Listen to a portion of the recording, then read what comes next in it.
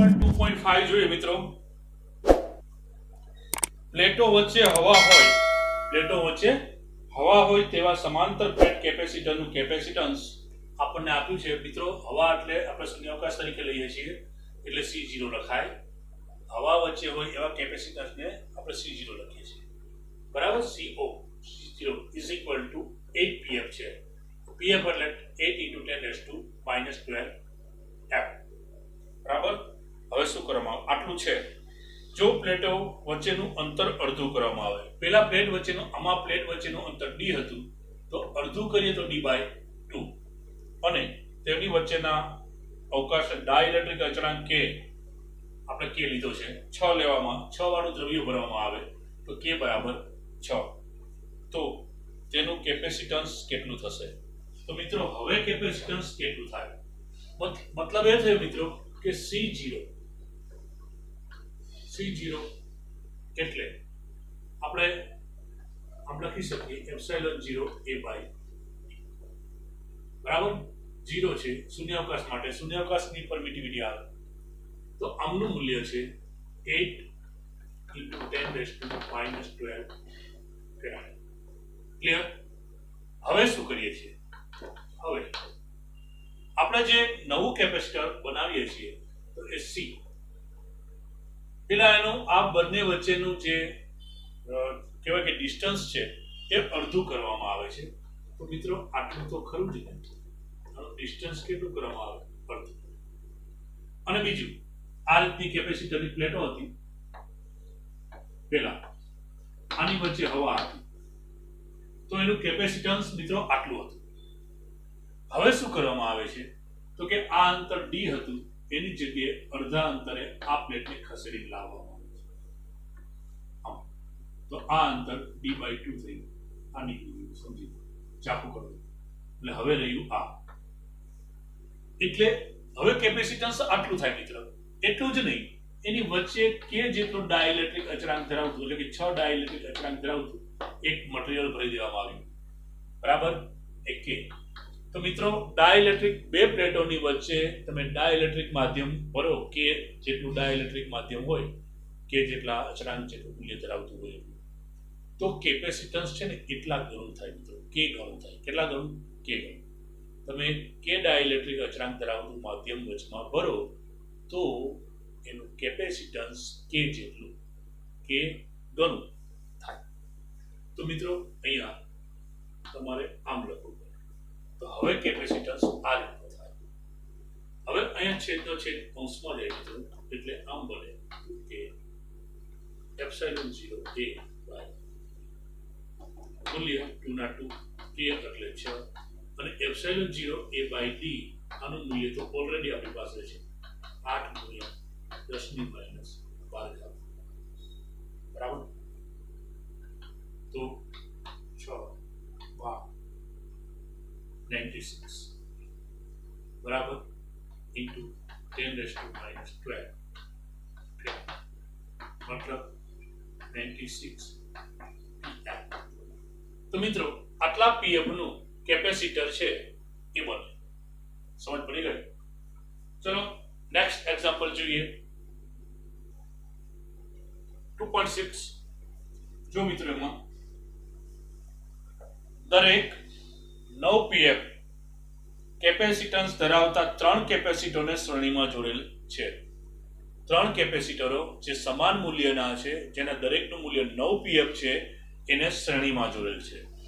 આ 1 2 અને 3. આને શ્રેણી જોડાણ કહેવાય મિત્રો. એક છેડો બીજા સાથે અને બીજો છેડો એના પછીના સાથે. તો આ થયું શ્રેણી જોડાણ.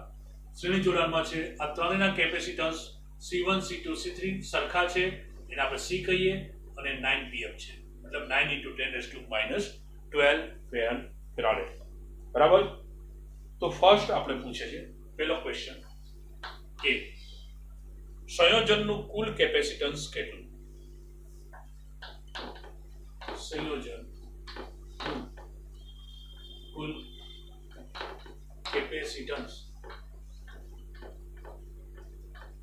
C ઇક્વિવેલન્ટ છે એમ આપણે લઈ લઈએ. હવે મિત્રો યાદ રાખો, આપણે આ શ્રેણી જોડાણ છે અને આપણે અગાઉ ભણી ચૂક્યા છીએ કે અગર કેપેસિટર શ્રેણી જોડાણમાં હોય તો એનું કેપેસિટન્સ કેટલું થાય, મતલબ એનું સૂત્ર શું થાય. તો આપણે જાણીએ છીએ કે આ બધાનું ઇક્વિવેલન્ટ એટલે કે 1C equivalent is equal two બધા કેપેસિટરના વ્યસ્તનો સરવાળો 1/C1 plus 1/C2 plus 1/C3. હવે આ બધા જ કેવા છે તો કે સેમ છે 1/C plus 1/C plus 1/C, મતલબ કે આ થશે 3/C. શેના બરાબર થયું? C equivalent. આનું વ્યસ્ત લઈ લો.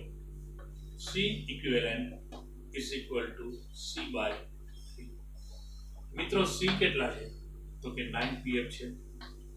9pf બાય 3 તો 3pf આવે. ડાયરેક્ટ જવાબ C equivalent is equal two 3pf. અને આમ પણ મિત્રો જ્યારે આની જગ્યાએ માનો કે 5 કેપેસિટર છે એ શ્રેણીમાં જોડ્યું હોય તો જો સમાન મૂલ્યના કેપેસિટન્સ બધાના હોય, બધા કેપેસિટરો છે સરખા હોય, મતલબ કે કેપેસિટન્સ સરખા હોય અને 5 જોડ્યા હોય તો મિત્રો એ દરેકનું જે મૂલ્ય હોય ને, બધા સરખા છે મૂલ્ય તો સરખું જ હોવાનું, એ મૂલ્યને 5 ભાગી નાખો. અગર 10 છે તો એ મૂલ્યને 10 ભાગી નાખો, 15 છે તો 15 ભાગી નાખો, ડાયરેક્ટ જવાબ મળી જાય. એટલામાં ભાગનું થાય. જેટલા સમાન મૂલ્યના જેટલા કેપેસિટરો લગાવશો, 10 લગાવો તો 10માં ભાગનું, n લગાવો તો n માં ભાગનું, મતલબ દરેકનું જે મૂલ્ય હોય તે બાય n. આ તમારે C ઇક્વિવેલન્ટ થાય. પણ શરત એટલી મિત્રો કે આ બધાના મૂલ્ય સરખા હોય તોની વાત છે, અને આ શ્રેણીમાં જોડેલું હોય તો આવું થાય. બરાબર? ડાયરેક્ટ તમને ખબર પડી જાય મૂલ્ય કેટલું છે એ તો ખબર જ હોય. કેટલા છે તો કે આટલા, ડાયરેક્ટ એટલા ડિવાઈડ કરી નાખો તો શ્રેણીનું સમતુલ્ય કેપેસિટન્સ એટલું મળે. ઓકે, એ તો શોર્ટની વાત થઈ, પણ અહીંયા આપણને આટલું મળ્યું. બીજો ક્વેશ્ચન છે મિત્રો બી, જેમાં આપણે જોઈએ બી ક્વેશ્ચન આપણે અહીંયા લઈએ. બી ની અંદર છે કે આ સંયોજનને 120 વોલ્ટના સપ્લાય સાથે જોડવામાં આવે. બરાબર? આવે તો દરેક કેપેસિટન્સને સીટરને સમાંતર વિદ્યુત સ્થિતિમાન કેટલો હોય? 120 વોલ્ટ. V બરાબર V બરાબર 120 વોલ્ટ. મિત્રો આપણા બે છેડા વચ્ચે માનો કે એક બેટરી લગાવીએ 120 વોલ્ટની, બરાબર? જગ્યા ધ્યાનમાં રાખી એક છેડો અહીંયા એક અહીંયા, આ પોઝિટિવ આ નેગેટિવ. 120 વોલ્ટ લગાવ્યા. હવે સમજો મિત્રો, અગર તમે જે આ કેપેસિટરો છે એને શ્રેણીમાં જોઈન કરશો ને તો આ જે વિદ્યુત સ્થિતિમાન છે ને એ આ ત્રણેય પર વહેંચાશે, મતલબ કે એનું ડિસ્ટ્રીબ્યુશન થશે. પણ જો વિદ્યુત ભારની વાત આવે ને, શ્રેણીની અંદર વિદ્યુત ભાર હંમેશા જેટલા બી કેપેસિટરો લગાવશો દરેક પર સરખો જ હોય, પણ વિદ્યુત સ્થિતિમાન તો કે વહેંચણી થાય. અહીંયા બધા કેપેસિટરો કેવા છે તો કે સમાન મૂલ્યના છે, તો વહેંચણી પણ સમાન જ થાય. બરાબર? આમના પર માની લો કે ડેલ્ટા V1 છે, આમના પર ડેલ્ટા V1 છે, V2 છે, આમના પર ડેલ્ટા V3 છે. બરાબર? અહીં બધા જ અહીં શ્રેણીમાં જોડેલા ત્રણેય સમાન મૂલ્યનું કેપેસિટન્સ ધરાવતા કેપેસિટરો છે. તેથી દરેક પર સમાન વિદ્યુત સ્થિતિમાન હશે, એટલે કે આને સમાંતર સમાન વિદ્યુત સ્થિતિમાન હશે. મતલબ એ થયો કે ડેલ્ટા V1 બરાબર ડેલ્ટા V2 બરાબર delta V3 is equal to delta V થાય. મિત્રો થોડું ડીપમાં જઈ રહ્યા છીએ આપણે, જેથી કરીને તમને ખ્યાલ આવે. તો મિત્રો હવે જુઓ, V is equal to delta V1 થાય પ્લસ ડેલ્ટા V2 થાય પ્લસ ડેલ્ટા V3 થાય. કેમ? તો કે આમની વહેંચણી થઈ ત્રણેયમાં, શ્રેણીમાં વહેંચણી જ થાય, બરાબર. તો અહીંયા આ બધા તો ડેલ્ટા V છે, delta V plus delta V plus delta V, મતલબ કે 3 ડેલ્ટા V, અને અહીંયા છે V. V બરાબર છે 120, 120. અહીંયા છે 3 ડેલ્ટા V, 3 ને તમે નીચે લઈ જાઓ તો ડેલ્ટા V બરાબર 120 છે, મતલબ 40 વોલ્ટ છે. મતલબ દરેક કેપેસિટર ના બે છેડા વચ્ચે 40 વોલ્ટનું વિદ્યુત સ્થિતિમાન હોય. એવું હોય તો આપણે એક ક્વેશ્ચન પ્રમાણે જે આપેલું છે એના પ્રમાણે જોઈએ. કેપેસિટરને સમાંતર લખીએ, તેથી દરેક કેપેસિટર ને સમાંતર 40 વોલ્ટ આન્સર થયું, બરાબર છે. હવે નેક્સ્ટ એક્ઝામ્પલ 2.7 આપણે જોઈશું. 2.7 માં 2pf 3pf અને 4pf, C1 is equal to 2pf, C2 is equal to 3pf અને C3 is equal to 4pf, બરાબર. કેપેસિટન્સના ત્રણ કેપેસિટરોને સમાંતરમાં જોડેલ છે. તો મિત્રો સમાંતરમાં જોડવાના આ ત્રણ કેપેસિટરને જોડ્યા છે. સમાંતરમાં એટલે એના એક બાજુના છેડા જોઈન્ટ કરી દેવાના અને આ બીજી બાજુના છેડા જોઈન્ટ કરી દેવાના, બરાબર. ઘણા ને એવું સમજે કે આ કઈ રીતનું છે, તો મિત્રો આ રીતનું છે. જો આ ત્રણ કેપેસિટર છે, આ એક છેડો, આ બીજો છેડો, આ ત્રીજો છેડો, આ બાજુનો એક બાર ડાબી બાજુના, એક વાર જમણી બાજુના, બરાબર. જોઈન્ટ કરી દો એક જ બિંદુની અંદર. આ વસ્તુ બોલો કે આ વસ્તુ બધું સેમ જ છે, આ વાયર જ છે, વાહક, એટલે એવું કશું નહીં, બરાબર. તો આ સમાંતર જોડાણ બંનેમાંથી કોઈ પણ આકૃતિ હોય તો ચાલી જાય. તો આપણે સમાંતર જોડાણ કરીએ મિત્રો, બરાબર. C1 C2 અને C3 નું જોડેલ છે. સંયોજનનું કુલ કેપેસિટન્સ શોધવાનું છે. એ સંયોજન કુલ કેપેસિટન્સ C ઇક્વિવેલેન્ટ આપણે લઈએ છે, બરાબર મિત્રો. તો અહીંયા આપણે સમાંતર જોડાણ છે મિત્રો. અગર સમાંતર જોડાણ છે, સમાંતર જોડાણનું સૂત્ર શું?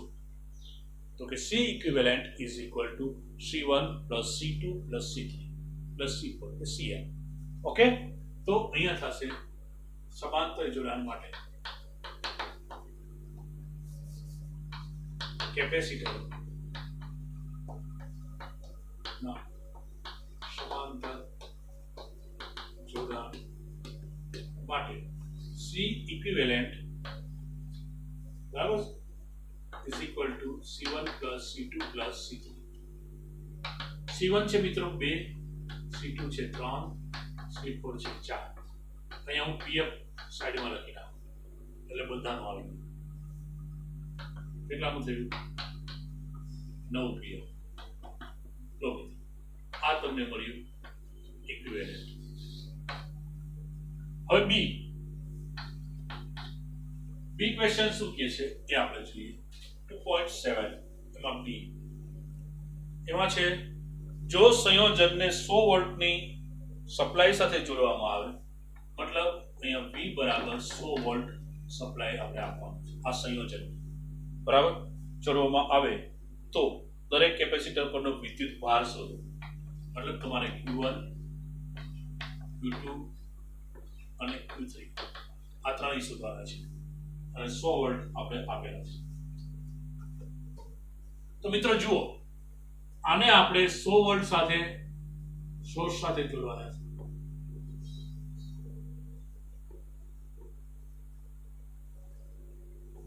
બરાબર, આ 100 વોલ્ટની બેટરી છે, 100 વોલ્ટ. તમારે Q શોધવાના છે, તો Q is equal to CV થાય મિત્રો, બરાબર. હવે એક બીજી વાત કરી દઉં કે સમાંતર જોડાણ હોય તો વિદ્યુત સ્થિતિમાનની વહેંચણી ના થાય મિત્રો. બધા જ કેપેસિટરો પર વિદ્યુત સ્થિતિમાન સરખું રહે. વિદ્યુત સ્થિતિમાન હંમેશા બે છેડા વચ્ચે હોય. તો આ કોષ છે આપણો, એના બે છેડા વચ્ચે, જો આ કેપેસિટરના સીધા બે છેડા વચ્ચે છે मतलब કે આનું C3 પર વિદ્યુત સ્થિતિમાન 100 વોલ્ટ હશે, આ છેડા હજુ અહીંયા જાય છે, તો એ એવું નથી કે આ અહીંયા પૂરું થઈ ગયું ને હવે બીજું, આ તો એક જ વાયર છે, એટલે આમના બે છેડા વચ્ચે C2 છે, એ જ રીતે એમના બે છેડા વચ્ચે C1 છે, મતલબ કે સમાંતર જોડાણ હોય તો દરેક પર વિદ્યુત સ્થિતિમાન સમાન હોય અને એ જે આપણે આપેલું છે એ જ હોય VV, બરાબર. વિદ્યુત ભાર, હા, સમાંતર જોડાણની અંદર વિદ્યુત ભાર છે એની વહેંચણી થાય મિત્રો, કુલ જે વિદ્યુત ભાર આપવામાં આવતો હોય એની વહેંચણી થાય. સિરીઝ કરતામાં ઊંધું છે, સિરીઝની અંદર વિદ્યુત સ્થિતિમાન ની વહેંચણી થાય અને વિદ્યુત ભાર બધા પર સરખો હોય. આમાં સમાંતર જોડાણમાં વિદ્યુત સ્થિતિમાન બધા પર સરખો હોય અને વિદ્યુત ભારની વહેંચણી થાય, મતલબ કે બધા પર વિદ્યુત ભાર સરખો નહીં હોય, સિવાય કે બધાના મૂલ્ય સરખા હોય. જો બધાના કેપેસિટન્સ સરખા હોય તો વિદ્યુત ભાર સરખા હોય, પણ અહીંયા એવું નથી. ચલો મિત્રો, તો અહીંયા આપણે આમની ગણતરી કરીએ. અહીંયા V બરાબર 100 વોલ્ટ આપ્યા છે. હવે Q1 is equal to C1V થાય, તો આમાં મૂલ્ય મૂકો. C1 આપણી પાસે છે મિત્રો 2 pF છે, તો 2 × 10⁻12 pF છે માટે. V છે તમારી પાસે 100, બરાબર, તો અહીંયા થશે 2 × 10⁻10 કુલમ. Q2 C2V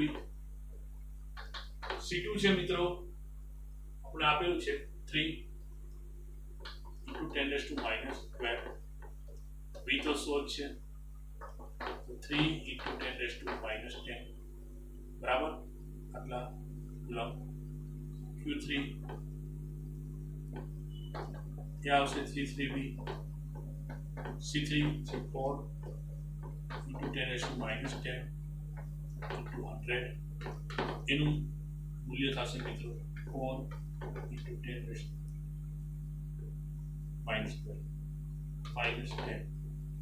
coulomb. તો મિત્રો આ રીતે આપણે Q1, Q2 અને Q3 શોધી શકીએ. હવે 2.8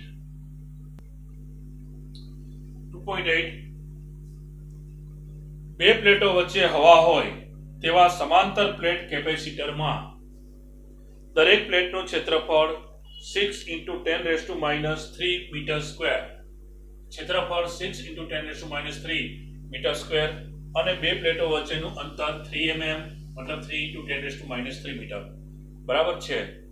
આ કેપેસિટરનું કેપેસિટન્સ ગણો. વચ્ચે હવા છે એટલે C0 આપણે શોધવાના છે.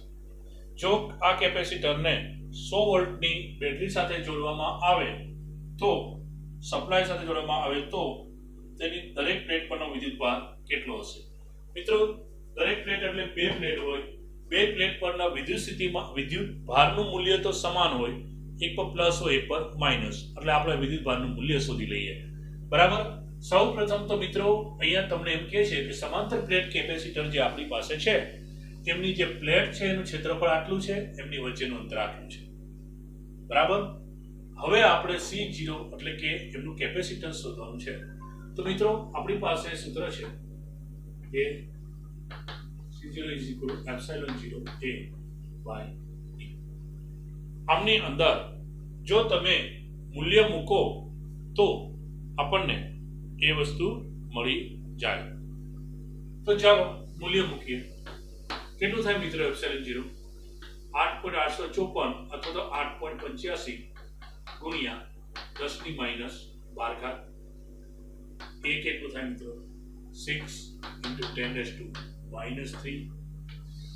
ડી કેટલું થાય મિત્રો? 3 × 10⁻³ બરાબર.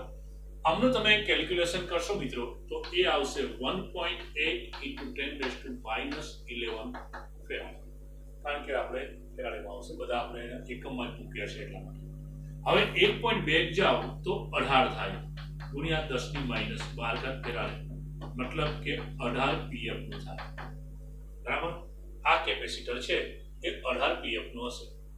હવે તમને એમ કહે છે કે એમના જો 100 વોલ્ટની બેટરી સાથે એમને જોડવામાં આવે તો એમના પર કેટલો વિદ્યુત ભાર હશે?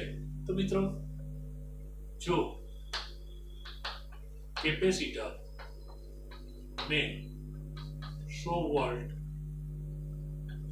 ના સોર્સ સાથે અથવા તો 100 વોલ્ટ સાથે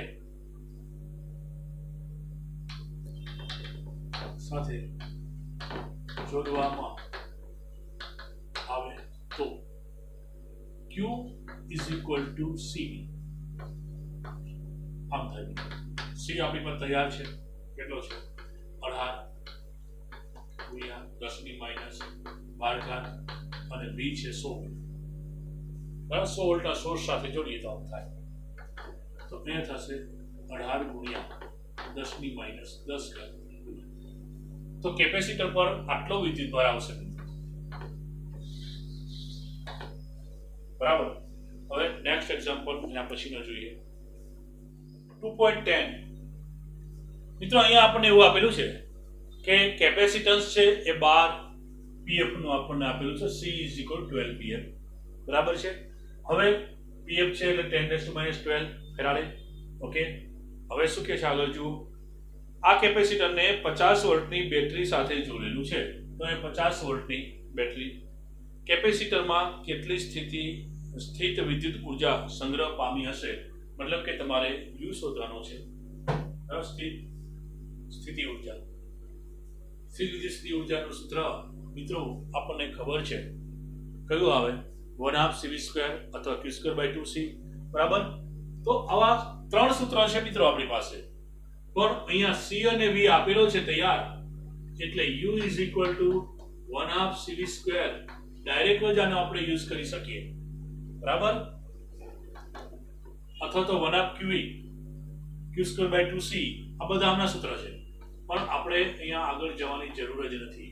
C આપ્યો છે 12 × 10⁻12 into V એટલે 50 સ્ક્વેર. બરાબર. બસ આટલી ગણતરી કરી નાખો. જવાબ આવી જશે લગભગ 1.5 into 10⁻⁸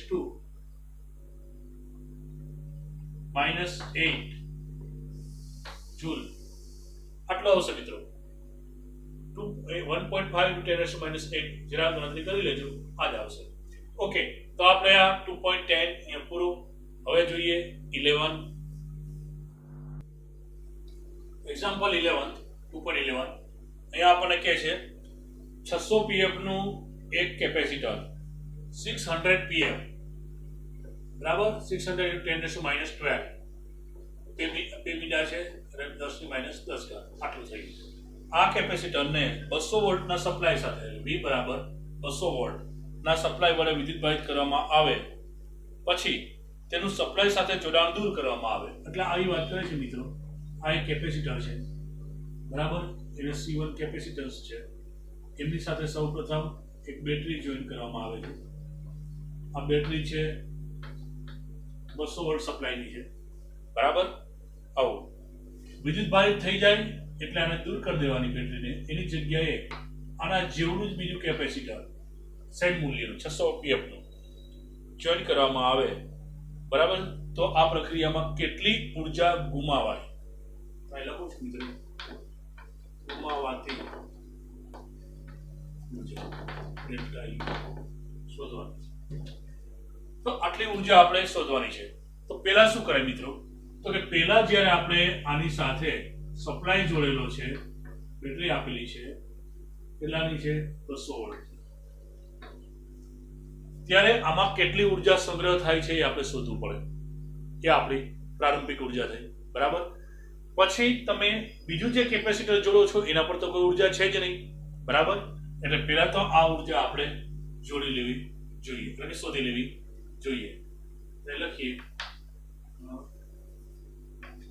કેપે સાથે C1 સાથે 200 વોલ્ટ નો સપ્લાય જોડતા તેમાં સંગ્રહાતી ઉર્જા સ્થિતિ ઉર્જા યાર મિત્રો. આ પ્રારંભિક છે તો UI લખીએ કે U1 લખો તો બી ચાલશે. તો આપણી પાસે અહીંયા C અને V છે મિત્રો. તો 1/2 સીવી સ્ક્વેર લઈ લેવાનું. તો આટલી ઉર્જા આપણને આ કેપેસિટરને મળશે. C1 છે તો એ છે આટલી લઈએ 6 × 10⁻⁻10. V છે 200, 2 તો ઉડી જશે તો એ આવશે મિત્રો 6 × 10⁻1/2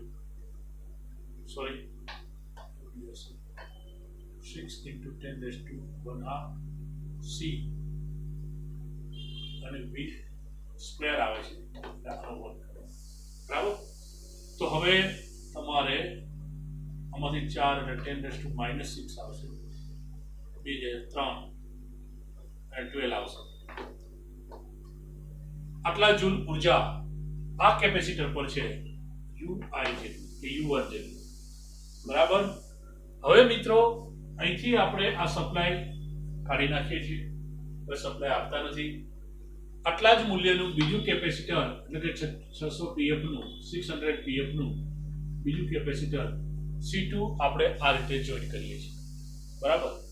તો હવે આ બેયની થઈને કેટલી ઉર્જા થાય એ આપણે શોધવું પડે, કેમ કે આટલી ઉર્જા છે.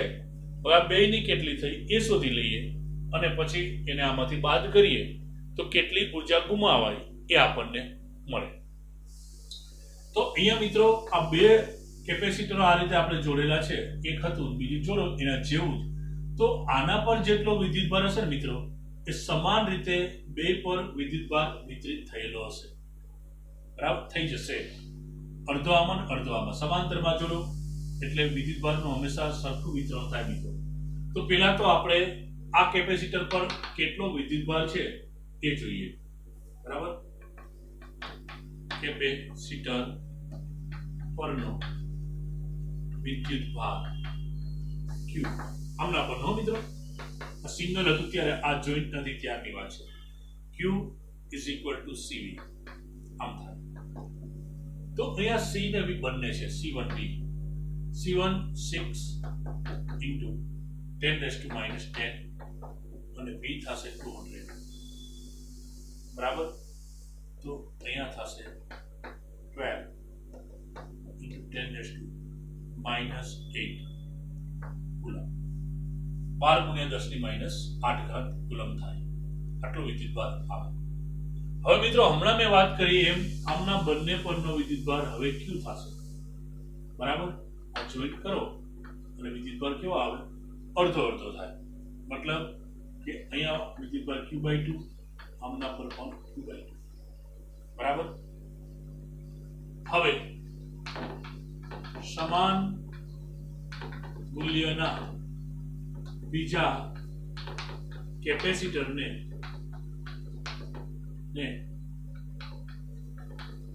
સમાંતર જોડતા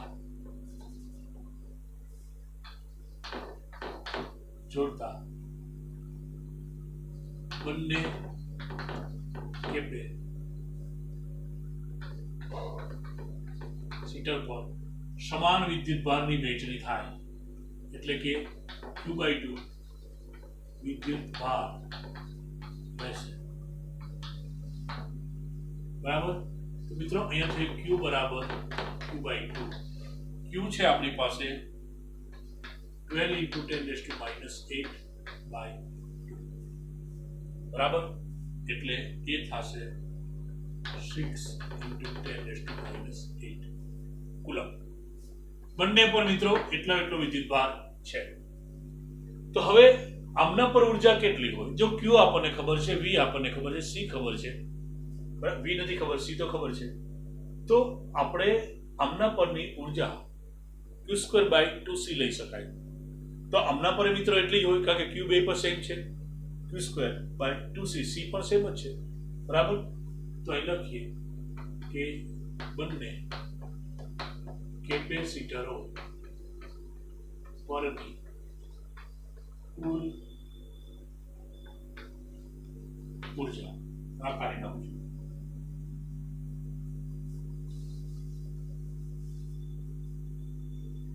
કુલ ઉર્જા